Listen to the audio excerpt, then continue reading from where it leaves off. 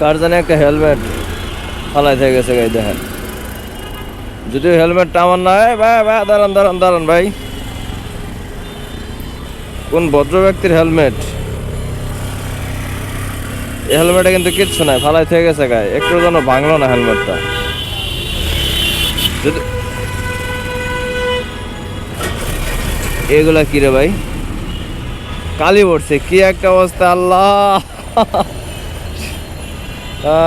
আর না, এটা মেনে নিতে পারলাম না।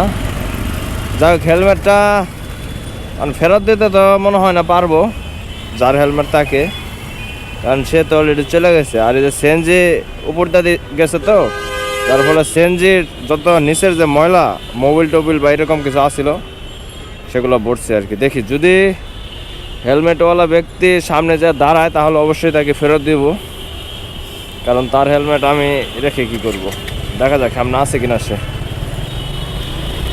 তা না হলে আমার কাছে রেখে দিতে হবে হেলমেটটা। আর এটা যে হেলমেট, বাটির মধ্যেও তো একটা কোয়ালিটি থাকে রে ভাই, এটা একবারেই নর্মাল। যাই হোক, প্যারা নাই, দেখা যাক কাউকে পাই কিনা।